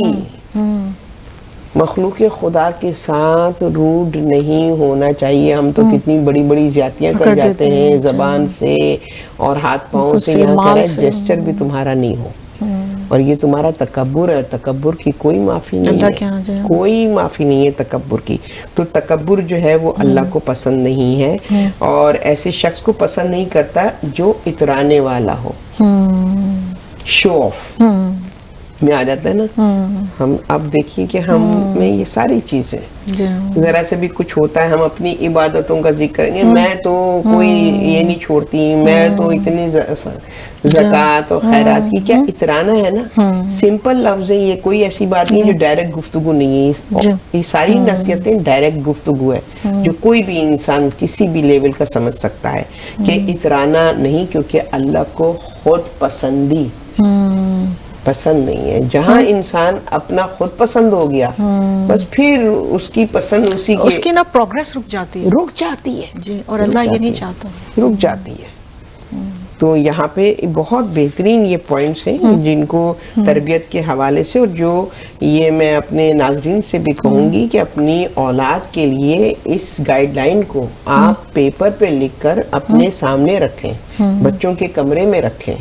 اور ٹیچرز کو بھی اپنے لیے، جب وہ کہتے ہیں نا کہ کورسز ہماری یہاں ٹیچرز کے ہوتے ہیں نا کہ کس طریقے سے ٹیچرز ٹریننگ وغیرہ، تو اس میں میں کہتی ہوں کہ یہ تمام چیزیں اس سے سورہ لقمان کی ان ساری تربیت کی گائیڈ لائن کو ہمیں اپنے ٹیچرز کو بھی اپنے ایجوکیٹ کرنا چاہیے. پیرنٹس اپنے آپ کو ایجوکیٹ کریں کہ بھئی ہم نے اپنی اولاد کی تربیت، کیونکہ آج کے زمانے میں ہم جو ہے وہ بہت ہمیں ایفرٹ ڈالنا پڑے گا اپنی اولاد کی تربیت کے لیے. ہماری اولاد بہت ہی زیادہ جسے کہتے ہیں نا اوور سینسٹیو نہیں.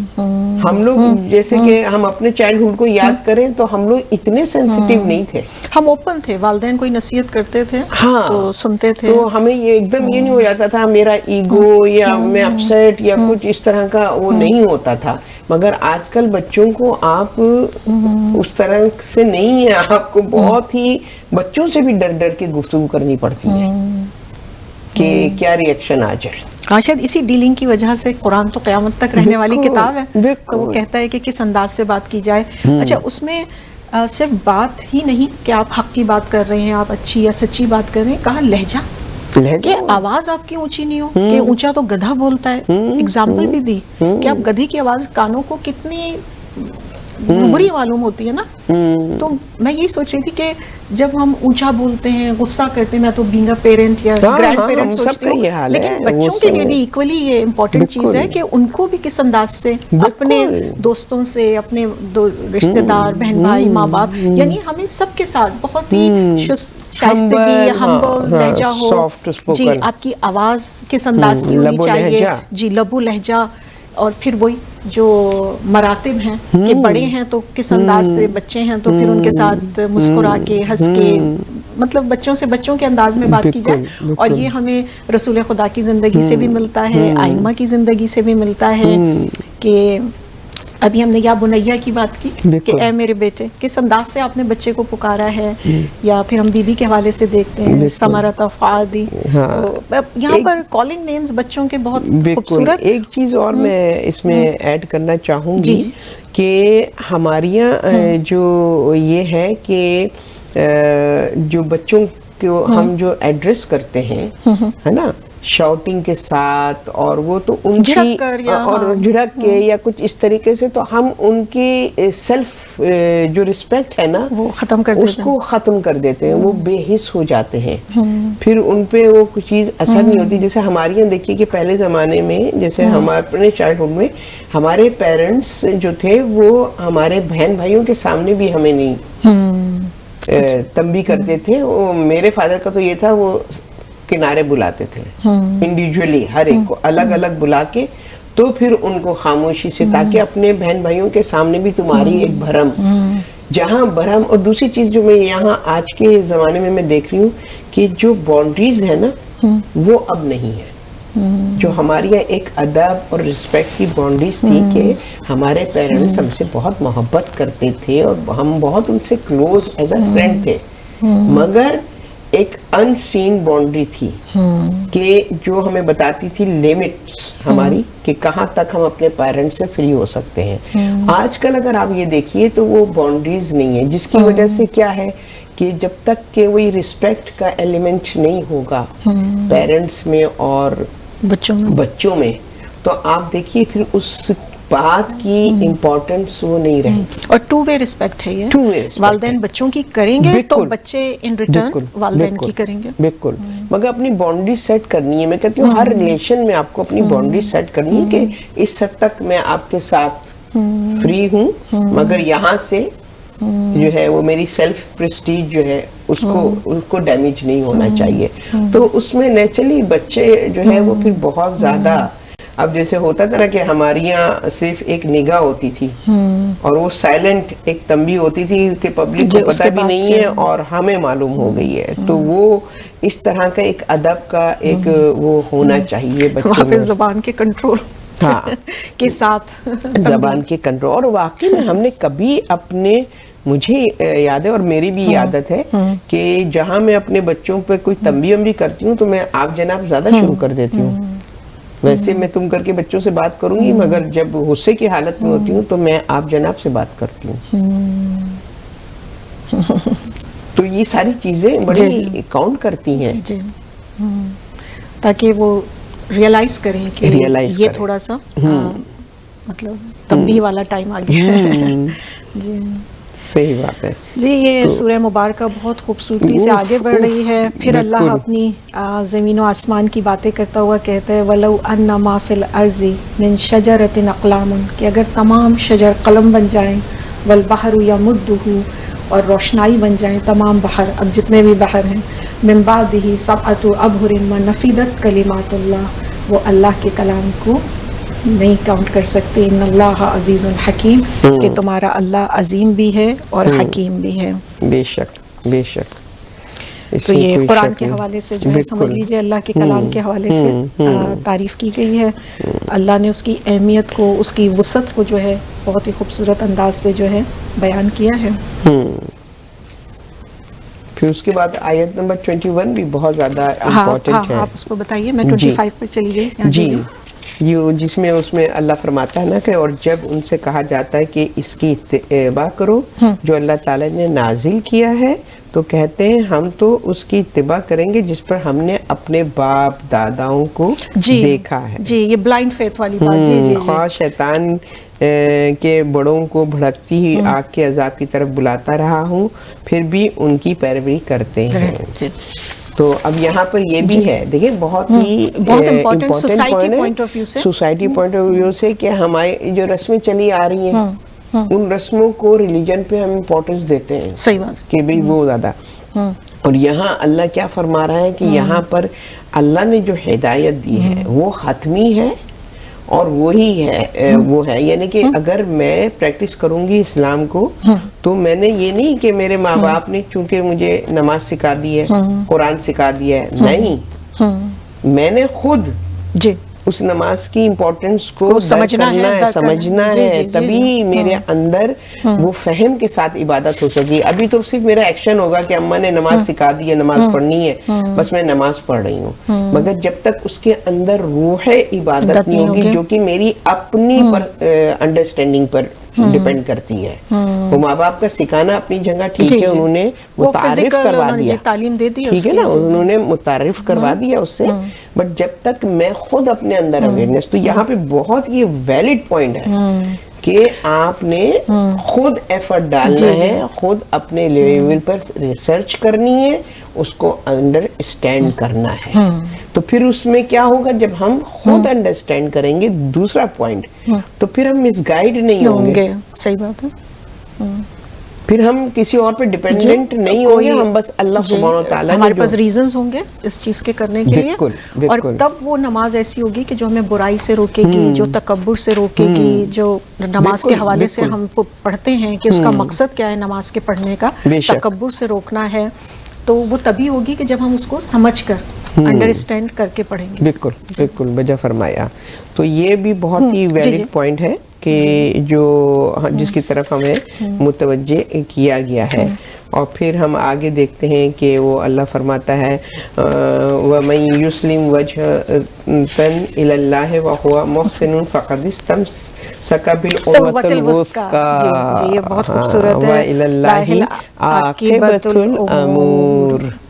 بالکل, کہ جو کوئی شخص اپنے روح نیاز یعنی کہ اس حقیقت سے, ریالٹی سے اللہ تعالیٰ کے لیے جھکا دے, شرط یہ ہے, کنڈیشن کیا ہے کہ وہ نیکی کرنے والا. اب آپ دیکھیے کہ مسلسل محسن احسان نیکی کی بات ہو رہی, کرنے والا ہو, تو اس نے ایک نہایت مضبوط رسی کو تھام لیا ہے. یعنی کہ نیکی انسان کو سافٹ ہارٹیڈ کرتی ہے, اور جب دل نرم ہوتا ہے تو اس کے اندر جاذبیت جو ہوتا ہے نا, جذب کرنے کا, کہ اچھائی کو جذب کرنے کی صلاحیت پیدا ہوتی ہے, آبیاری ہوتی ہے جب نیکی انسان ہوتا ہے نا.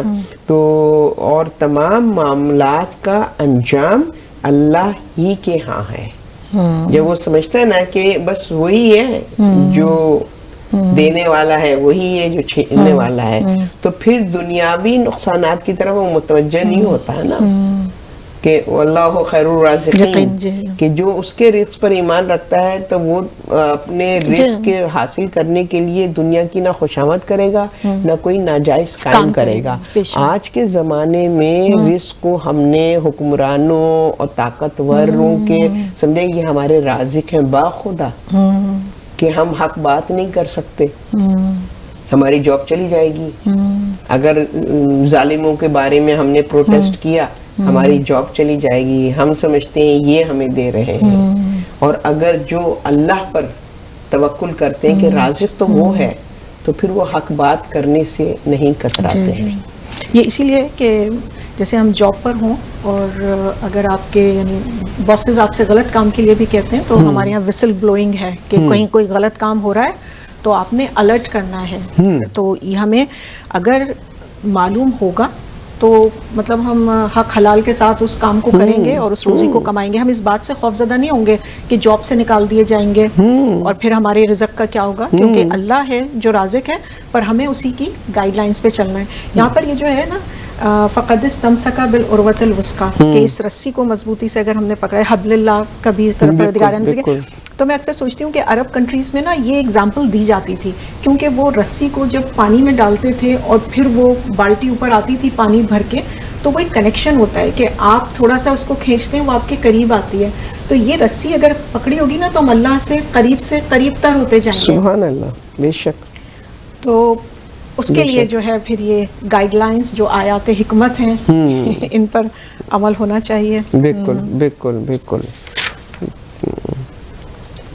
اور اس کے آگے کی بھی جو آیات ہیں وہ بھی مطلب کہ بہت زیادہ اب یہاں پہ نا امیدی اور مایوسی کے حوالے سے بھی, کیونکہ ہمارے یہاں اکثر یہ ہے کہ ایمان کو کھا جاتی ہے مایوسی جو ہے نا, انسان کو جو اللہ سے امیدیں وہ کر لیتے ہیں کہ کافروں کے کفر کے باعث آپ آزردہ اور رنجیدہ نہ ہو. کیونکہ ظاہر ہے کہ جب آپ حق پہ ہوتے ہیں نا تو باد مخالف وہ بہت آپ کو روکتی ہے. اگر آپ دیکھیں نا جیسے کہ اگر کبھی بہت ونڈی ڈے ہو اور ہمارے سامنے سے وہ ہوا آ رہی ہو, تو ہمارے لیے چڑھنا کتنا مشکل ہو جاتا ہے. جی جی ریزسٹنس ملتا ہے, ریزسٹنس. اور اگر ہوا پیچھے ہے اور ہم آگے ہیں تو ہماری پاور ہے, پھر ہماری پاور ہے نا کہ ہم جو ہے وہ اس میں بھی اپنے سنبھل کے چلتے ہیں. یہ نہیں کہ ہوا کو ہم نے اختیار دیا ہے کہ وہ ہمیں دھکیل دے, ہے نا. پش کرنے کا بھی اور آگے کی طرف بڑھنے کا بھی کنٹرول ہم ہوا کو نہیں دیتے ہیں, ہم اپنی باڈی کو مضبوط کرتے ہیں تاکہ ہم جو ہے وہ گرے نہیں.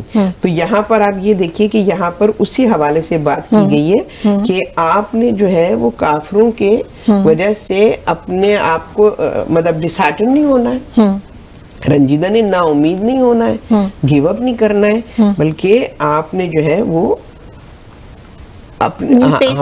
بالکل پیس کے ساتھ, اور یہ کہ سب کو ہماری طرف لوٹ کر آنا ہے.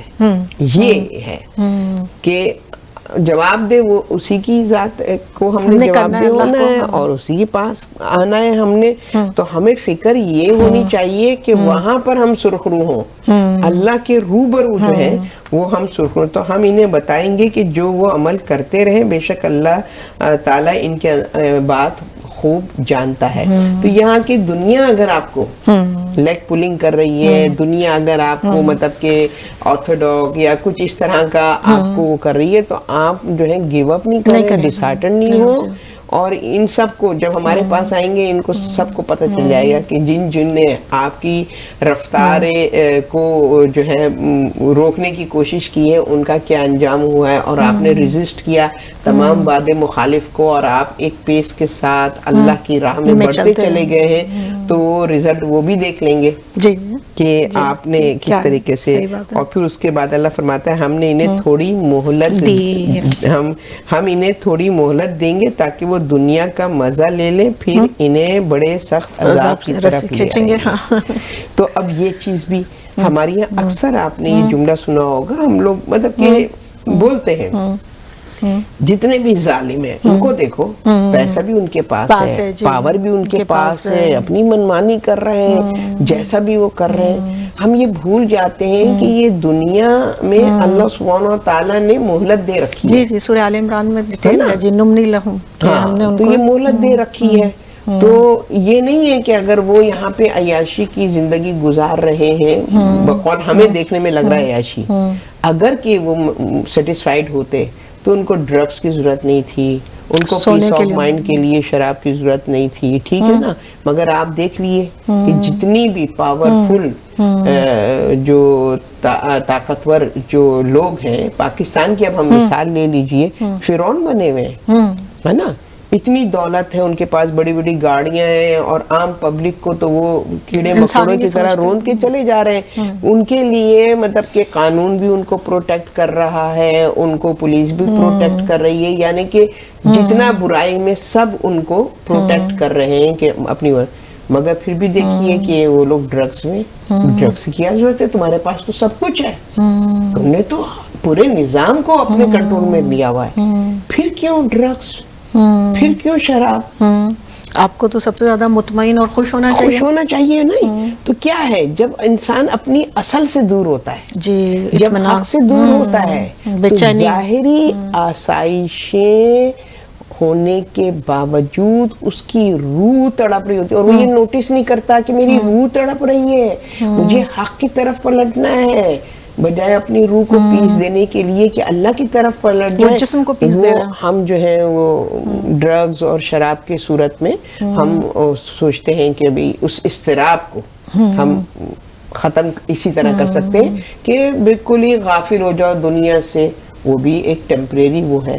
اور اگر اللہ کی طرف متوجہ ہو جاؤ تو وہ پیس ٹیمپریری تھوڑی ہے, وہ تو دنیا میں بھی آپ کو سکون میں رکھتا ہے اور آخرت میں بھی آپ کو لیے سکون ہے.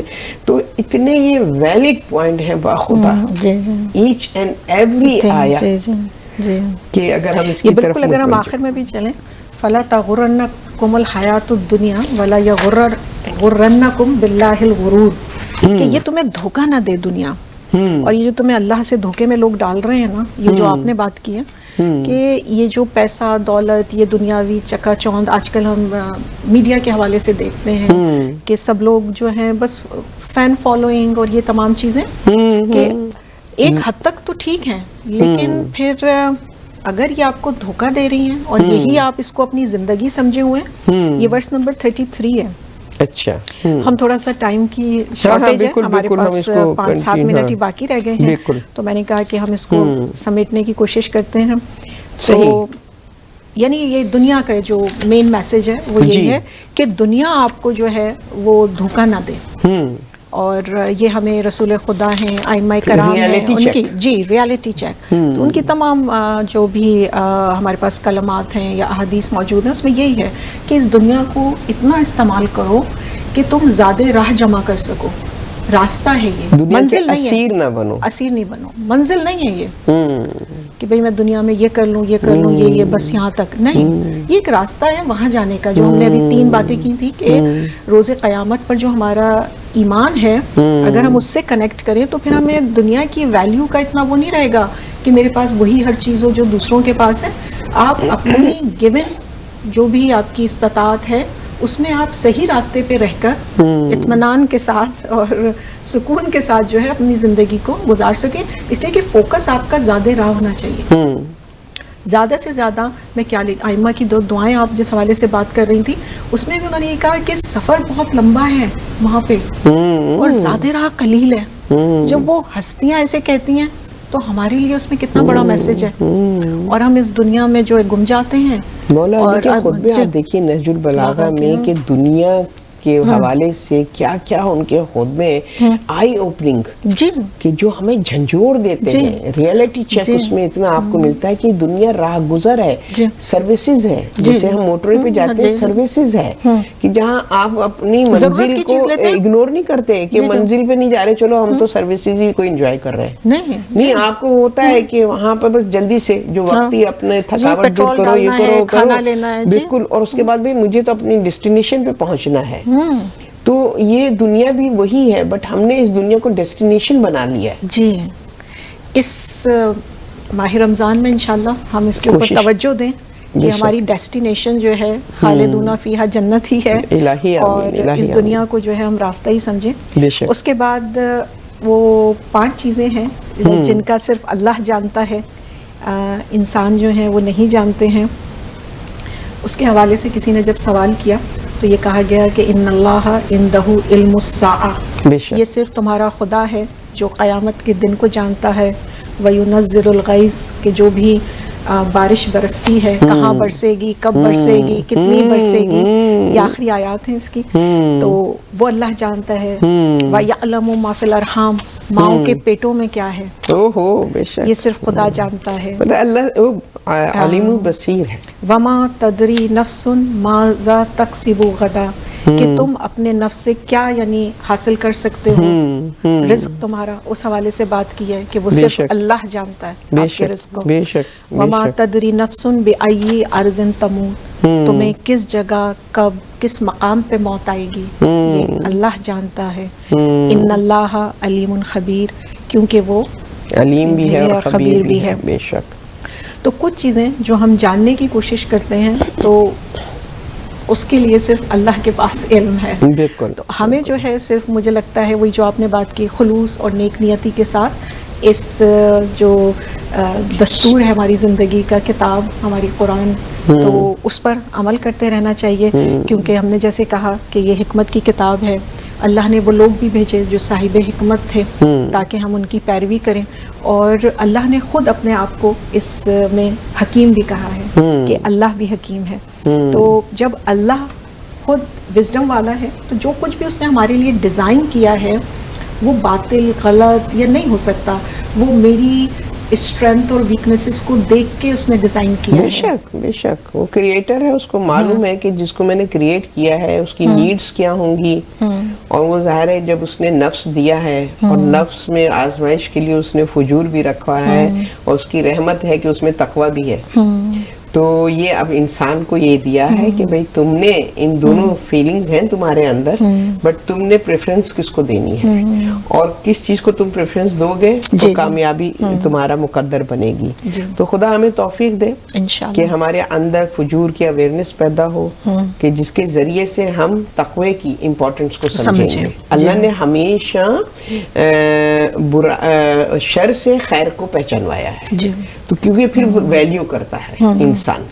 جب اس کو شر کی نقصانات کا پتہ چلتا ہے تو وہ خیر کو ویلیو کرتا ہے. تو یہاں پہ بھی اللہ نے نفس میں فجور کا ذکر کیا ہے اور تقوی کو بعد میں مینشن کیا ہے کہ فجور تمہارے لیے کتنا ہارمفل ہے. تو خدا ہمیں توفیق دے کہ حضرت لقمان کی ان نصیحتوں کو جو انہوں نے اپنی اولاد سے کی ہیں اور جو ہم تک پہنچی ہیں، تو ہم پہلے اپنی تربیت اس میں کر سکیں اور پھر اپنی اگلی نسل کو یہی میسج کنٹینیو کریں کہ وہ خیر و شر میں تمیز کر کے خیر کو پسند کریں تاکہ انجام بخیر ہو انشاءاللہ. بہت شکریہ آپ کے وقت کا اور آپ کے علم کا. اور میں بس ناظرین سے یہی کہنا چاہوں گی کہ جب بھی ہم بچوں سے بات کرتے ہیں، کیونکہ ہم جھوٹ نہیں بول سکتے، بچے جو ہیں وہ دیکھ لیتے ہیں ہپوکریسی، کہ اگر ہم ان کی کوئی ایڈوائس دیتے ہیں کہ غیبت نہیں کرنی اور وہ پھر ہمیں غیبت کرتا ہوا دیکھیں، جھوٹ سے جب ہم ان سے کہتے ہیں نہیں بولنا چاہیے اور پھر ہم جو ہے خود جھوٹ بول رہے ہوں، تو بچوں پہ اس لیے ہماری نصیحت کا جو ہے وہ اثر نہیں ہوتا ہے.